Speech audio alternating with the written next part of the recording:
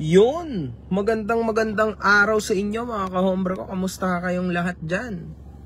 Kamusta ho? Kamusta kayo? Magandang Sunday sa inyo mga ka-hombre ko. Grabe to. Malakas ba internet dito? Hello, yan. Aga na naman. Hintay lang ako ng mga 1,000 viewers. Dati naalala ko 100 viewers lang sinasabi ko. Ngayon 1,000 na. Kamusta mga ka-hombre ko? Kamusta kayong lahat? Magandang araw sa inyong lahat ha. Magandang Sunday. Meron lang ako sasabihin sa inyo, no? Sa panandalian lang. Panandalian lang ho. Yan. Hello. Kamusta? Shout out brother from Bay Area, DJ Byron. Oy, hello. Kamusta? Keep safe. Maraming salamat ho. Hindi ata ako aabot na 1,000. Medyo madami rin violation kasi itong Facebook ko na to. So, okay lang yan. So, yun nga mga ka-hombre ko. Napansin ho natin na yung main page ko na-take down. Yung pangalawa nating ginawa, natanggal din. Alam naman ng mga tao at ng mga ka-hombre ko na hindi naman talaga Facebook friendly, unfortunately, si Makagago Wazapman kahit dati pa. Alam niyo naman siguro yun. Kaya nga hindi ako tumatagal sa Facebook kasi lagi akong nababan paulit-ulit. Pero sa pagkakataon na ito, ito lang no, suggestion ko din sa mga vloggers na tinutulungan kami, na tumutulong sa pagpuksa dito kay Norman Gusgusin, na mag-ingat kayong lahat mga ka-hombre ko. Mag-ingat po kayo kasi hindi kasi literal na yung mga videos, yung mga clips ni Norman Gusgusin ay hindi kinakain ni Facebook. So isinusuka niya yan. Kaya at the end of the day, ang nangyayari, nare-report at mare-report talaga kayo. Mate-take down talaga automatically yung inyong page. Okay? Kasi masyadong masasama yung lumalabas, hate speech and bullying, tas harassment. Kaya hindi possible. Kaya mag-ingat kayo para sa mga nanggagatas dyan kay Norman Gusgusin sa Facebook. Mag-ingat kayo kasi baka masayang yung page nyo. Ako kasi sa akin, man, wala. Okay lang yun, sa totoo lang. Pero kayo, mag-ingat kayo sa mga pinopost nyo na video sa kanya kasi legit dyan nadali yung mga page ko. Pero I think may pag-asa pa naman po yung aking unang page, no, yung main page ko. Pero yung second page wala na talaga. Deleted na siya talaga. Ingat kayo sa part na yon mga ka-hombre ko. Hindi. Boss seatbelt, hindi ako naandar. Ako nakapark lang. So, wala namang problema. Wala din akong balak umandar. Pero salamat ha, pinaalala mo. Pero hindi ako naandar. Ako ay nakatigil lang po. Hindi ako nagmamaneho. Nakapark lang tayo mga ka-hombre ko. Anyway, Boss MG, pamasko mo na lang sa amin na ihoyo mo na si Mangusin. Mga ka-hombre ko, bali, hindi naman siya maaaring makulong agad. Kasi meron tayong due process. Pero ang lehitimo pong kaganapan dyan, hindi siya umattend sa preliminary investigation na pangalawa. So, ayun yung problema niya. Ayun yung kaganapan sa buhay ni Norman Gusgusin. Na talagang maaari na siya ay madali. Maaaring siya madali ng anong tawag dito, mawarrant. So mahalaga yon. Masyado niya pong minamaliit, no, yung naging proseso ng yung sa akin.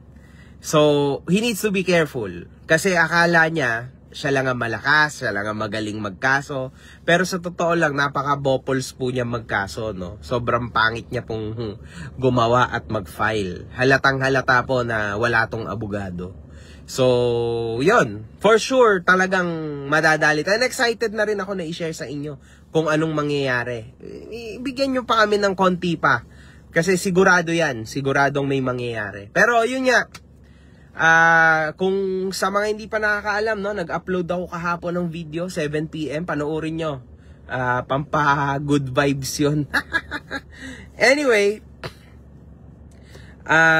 hindi siya umaandar, part po, pakipansin ng background. Oo naman, hindi naman ako umaandar. So, wala namang problema sa seatbelt, nakatigil lang po ako, hindi ako umaandar. Okay, alam ko naman yan. At saka ako sa totoo lang mahilig ako mag-seatbelt. Legit talaga. Kabado ako sa ganyan kasi sa ibang bansa kasi talagang dapat naka-seatbelt ka lagi. So, huwag kayong mag-alala. Maraming salamat sa inyong mga paalala, syempre. Pero nakatigil lang po tayo. Yun lang, nakatigil tayo, nakapark. Anyway, basta Sir MG, huwag kang bibitaw sa pag-expose mo kay gusgusin. Tama naman, walang problema doon sa pag-expose. Kaso mga ka-hombre ko, uulitin ko, no? I'll be gone for almost 2 to 3 weeks. So, yun, dahil syempre magbabakasyon din po ako, no? Mag-iibang bansa ako, magbabakasyon ako. So, yun yung situation dyan. And, suportahan muna natin yung ibang mga vloggers na pumupuksa sa tao na ito. Kasi alam nyo naman, mga ka-hombre ko, nakita nyo naman, no? Ito ho, pangalawang laban na to. Yung unang naging laban, sa totoo lang, wala ako noon. Hindi ako kasali doon. Pero andyan na yung mga yan, yung mga naunang vlogger sa akin. Tulad nila Mike Cervera, yan sila Mighty Manong, si Bungo TV, si Fujinius. Marami yan, mga ka-hombre ko, marami pa sila. Si Mac Pablo, yan, yung mga yan. Yung mga yan talaga yung tumuspok kay Norman Gusgusin. Sila yung tumuspok talaga nung una, no? Tapos, eventually, napakulong naman nila with the help of Yulen Marcos too, nung panahon na yon. Napakulong talaga nila yung tao na to. Legit talaga yon. Sila talaga yung gumalaw niyan. Wala ako niyan, wala pa ako niyan. Tandaan nyo, nung panahon na yan, mga ka-hombre ko, ako ay pro pa ako sa kanya. Huwag nyo kalimutan, di ba? May mga video nga ako na ginagawa para sa kanya. Because I used to believe him. Di ba? Naalala nyo naman siguro yan. Oh. Yun, so, kaya mahirap din sa isang banda, no, na hindi ko rin para i-take ng credit lahat itong nangyayari na to because sa totoo lang, sumigunda lang ako dyan, mga ka-hombre ko, no? Tsaka, initially, nag-start lang yung sa akin, hindi dahil sa galit eh. Nag-start lang yung sa akin for content lang. Yun naman yun eh. Tapos slowly, na-build up na, ang dami na nagme-message sa akin na kung ano-ano palang ginawa niyan, doon na ako nagkandaleche-leche. Doon na to naging ganito. Yan kasing mga naunang vlogger sa atin, mga ka-hombre ko, yan, totoo yung nararamdaman nila. Like, masaklap talaga yung ginawa sa kanila ng tao na ito. Sa akin, wala naman eh. So, yun, naging personal na nga lang ngayon sa akin. Dahil sa inyo, dahil sa mga nagsumbong sa akin, yun yung mga naging motibo. Hindi ko pa rin yan kayang personalin, mga ka-hombre ko. Kunwari, dinamay yung asawa ko, dinamay yung nanay ko, dinamay yung mga anak ko, hindi ko pa rin pe-personalin yan, mga ka-hombre ko, kasi influencer ako eh. Normal lang po yan sa mundo namin, na kung sino-sino nadadamay sa pamilya. Sanay ako dyan. Di ko pa rin yan kayang personalin sa part na yun. Pero syempre, ganun yon. I mean, para sa mga hindi nakakaalam, no, kung ano ba yung mundo ng social media, ganyan po yun. Kumbaga, may sahod ka, may sweldo ka, pero dapat marunong kang lumunok sa mga ibabato sa'yo. At yung misis ko, she's used to this too, to this life. Kunwari, sabihin, pok-pok asawa mo, kumakain ng buratang asawa mo, wala naman kami magagawa dun eh. Okay lang yun. At hindi rin yun pwedeng maging basehan upang magkaso ako sa kanya. Hindi yun. Walang kwenta yun, mga ka-hombre ko. Pero syempre, ang problema dyan, yung siya yung nauna nga nagkaso sa akin. Kaya binanatan ko rin ang kaso. Kasi otherwise, hindi. Bakit? For what, man? This is for awareness eh. Kasama na yan sa awareness. Okay lang yun. Kung ako lang ganun ako. Yun. Mawawala ako ng 2.5 weeks to 3 weeks. So parati yung tandaan, mga ka-hombre ko, na sana matulungan natin, no, yung mga vloggers na maliliit lang na bumabanat sa tao na ito. Kasi mawawala tayo, syempre. As of now, tayo yung pinakamalaking platform. Tayo yung pinakamalaking vlogger na bumabanat sa tao na ito. Kinakabahan ako, no? Kasi baka pag nawala ako, bigla na lang magsara ulit yung pinto. Alam nyo naman, na it's been a tough journey too para sa atin, no? Na buksan natin yung pinto ulit nito for the second time. Although ulitin ko, hindi ako nauna dito, pero ako yung nauna sa pangalawang yugto. Yun talaga, legit. So, binuksan ko yung pinto ng mag-isa. Kasama ang mga kahombre ko lang. Tas yun na, marami nang nakarecognize, marami nang tumulong. Bukas-kas na po ngayon yung pinto ni Norman Gusgusin ulit regarding sa buhay niya. Kaya we need to be cautious kasi obviously I'll be gone for almost 3 weeks for vacation. Ayoko naman po mga kahombre ko na lahat ng ating pinaghirapan ng almost 3 months na ata ngayon mababaliwala na. Kasi syempre, once na lumamig na to, katapusan na natin yon. Syempre, lahat ng tao mawawala na ng gana, 'di ba? Sa views, sa ganito, sa ganyan. So, mahirap yon mga kahombre ko. So, mahalaga mga kahombre ko, suportahan natin itong mga to. Hindi, magla-live pa rin naman ako, but ayoko kasi ng toxicity, no? Pag nakabakasyon kami ng pamilya, syempre, focus muna ako sa mga anak ko. So, alam nyo yun. Ganun talaga. Anyway, mga kahombre ko, meron ditong mga nagsasabi sa akin na eto, meron akong nabasa dito. Meron ka bang interview na hindi pa nailalabas yung babae? Umurong kasi yon. Umurong yung babae na yon. Matindi yung iniiyak noon, mga kahombre ko. Yung sinabi ko, totoo yun nung may page pa ako. Totoo yun na isisiwalat niya yung naging scam nung Mary Ann na wala na ngayon, pumanaw na. At kung paano ni FLM o ni Norman Gusgusin na na-scam, no? Si Di Umano, si Mary Ann. Kaya nagkaganon. Kaso, umiiyak siya nun sa akin nung gabing yun. Nung tumawag sa akin, tas umurong naman siya ngayon. Wala naman ako magagawa, 'di ba? Hindi ko naman kay para pilitin. So, bahala ka na. Bahala ka na kung anong gagawin mo sa part na 'yun. Kasi wala na nakakatamad naman na lapit-lapit ako. For what reason, man? Alam mo 'yun. Okay na 'yun sa akin.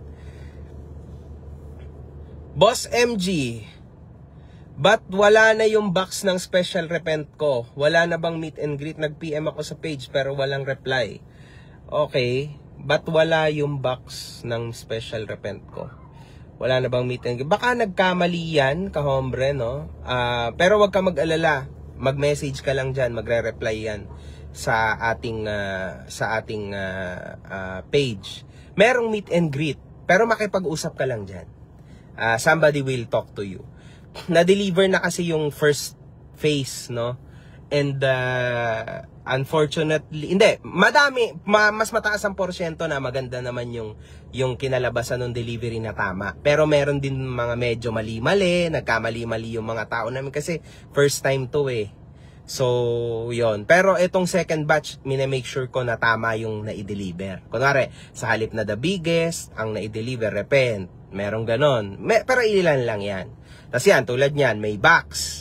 Tapos ang na-deliver, walang box. Pero ang binayaran, 1,000 pesos. Yon. Pero wag kayong mag-alala kasi hindi naman yan mawawala yung pera dyan. Basta makipag-message lang kayo, hintay-hintayin nyo lang. Marami kasi nagme-message doon sa the biggest merch. Pero wag kayong mag-alala, hindi ko yan itatakbo sa inyo. Diyos ko naman. Or else hindi ko kayo lolokohin. Okay? Hindi ganun yun. Hintayin nyo lang po, magre-reply yan sa inyo. May magre-reply at magre-reply. Sunday din kasi ngayon. Relax lang, man. Relax ka lang. Kung meet and greet pala yung gusto mo, walang problema doon. Relax lang, man. Basta mag-message ka doon. Hindi ko kasi yan chine-check, no. May ibang tao, may mga admins po tayo na nagche-check doon. Kasi kung pati yun, isipin ko po babaliw na ako doon. Boss, bakit titigil ka na? Mainit pa din, di ba? Wala mo ng bakasyon hanggat di pa nagbubunga, di pa nakukulong. Syempre, ano ka ba naman? We need to go on vacation too. Ano ka ba? December ngayon hindi tayo tulad ni Norman Gusgusin na walang pamilya. Meron ho tayong pamilya. I mean, dapat nga hindi ko na to sasabihin sa inyo, no? Pero kailangan ko lang sabihin kasi baka mamaya magtampo kayo sa akin o hanapin nyo ko. At least alam nyo, di ba? Matagal na naming pinlano yan na mangingibang bansa kami. Anyway, lagi naman kaming nangingibang bansa. So Kailangan din natin magbakasyon mga ka-homebrew. Hindi naman laging ganun, no? Pasko. Pasko, tinitira mo o winawasak mo si Norman Gusgusin. Grabe naman buhay yan. Ang pangit ng ganung buhay. Diba? Ayun. Good morning din sa'yo, Yulen Marcos. Galingan nyo, pagka nawala ako. Galingan yung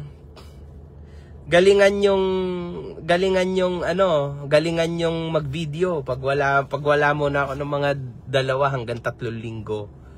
Galingan nyo, guys. Ito siya ulit, si Pau. 3 po ang binili ko, Boss MG. 2 po na walang box at isang special repent. Tapos, boss, yung sizes, all same po. Nalungkot talaga malala kagabi, idol. Tuloy pa ba sa 13 ang meet and greet? Yes. Message ka lang, ka-hombre. Putang dabi mali. Taratado talaga yung mga tao ko. Pau Chua, mag-message ka lang dyan sa The Biggest Merch. Hintayin mo lang. Magre-reply yan sa'yo. Okay? Chill ka lang. Aayusin natin yan. Siyempre tuloy yun. Tuloy ang meet and greet kasi yun nga yung binayaran nyo. Pero nagkakamali talaga. Alam mo yun. Pero tuloy yan. Tuloy yan. Basta message ka lang doon. Aayusin yan ng admin, ha? Pasensya na kasi bago lang din. Alam niyo naman, never ako nagbenta ng merch. Hirap pala, no? Putragis na yan.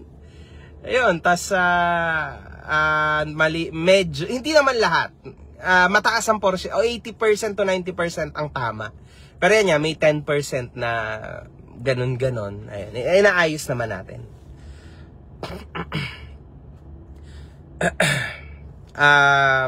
Pupuyatan ko yan kapag nagla-live sa YT. Yes, so hindi naman ako masyadong malayong bansa, no? So halos same lang din naman yata ng oras. So okay lang.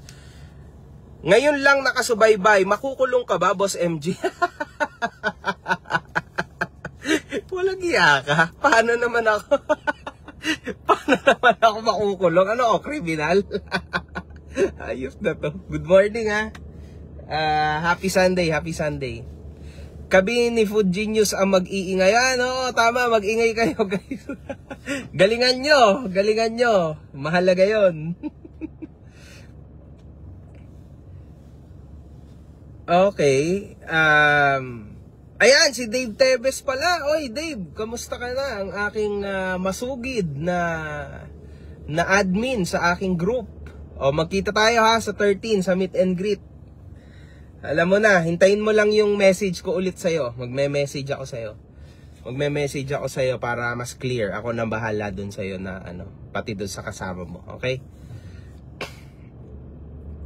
Okay, so saan po ba pwedeng umorder ng merch? Meron pa yatang konting-konti na lang pero bungi-bungi na po ang size, no?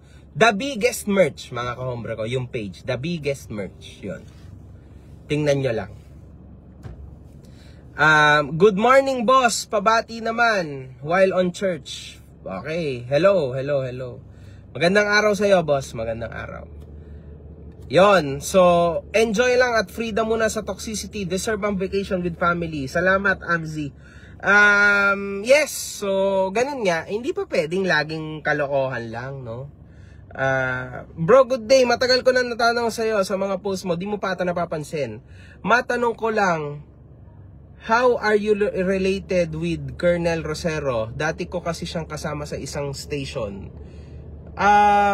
Actually kasi si Colonel Rosero ay aking tito talaga, no? So, yun, ninong ko siya sa kasal. Yes.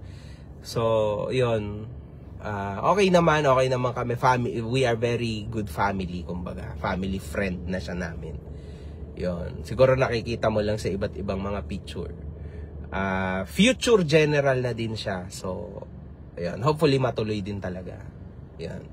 Mahalaga yun. Mahalaga yun para sa kanya. Kasi deserve niya. Magaling na pulis po yun. Magaling siyang pulis talaga. Legit.